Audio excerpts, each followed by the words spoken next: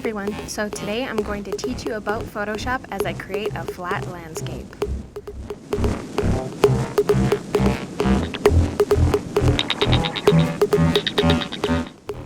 So I'm going to create a blank 12 by 17 document so it's big enough for my illustration, and I'm going to start off using the lasso tool and making a squiggly hill looking shape.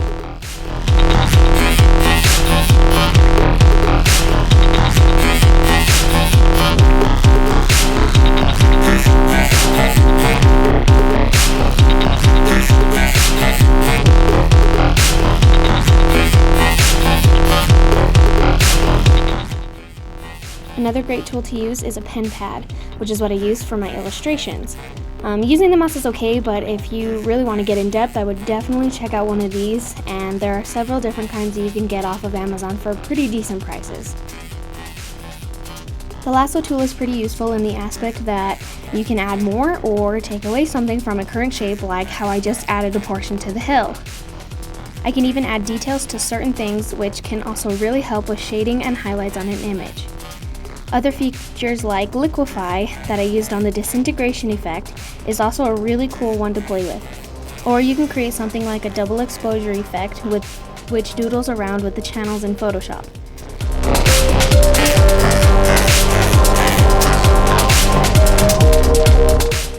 The cool thing about Photoshop is that it already has a ton of different trees downloaded into the program for you. So I went with a pine tree, as I'm going with a dark theme to match my illustration of a Dark Brotherhood assassin from the Skyrim video game, so lots of pine trees. By filling my brush instead of using the texture, I'll be able to blend the layers better, and I'll be able to coordinate my brush color to the specific layer I'm working on.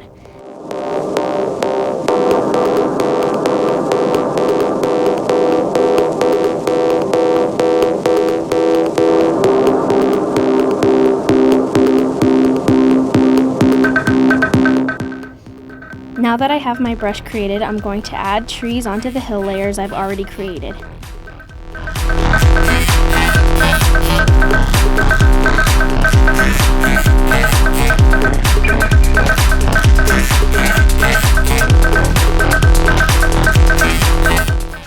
Photoshop also has really cool features like the render filter tool that I used to create the northern lights, and also the sphere filter that I used to create the moon or planet as well.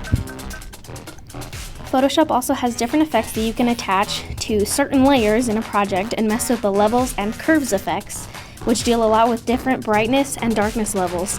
So I doodled with those a bit while I was trying to find the right kind of darkness to make all the layers blend a little better and not seem quite so bright, but I was also able to use these effects to help separate the actual sky from the northern lights and darken up the background and then bring out those northern lights so they really pop.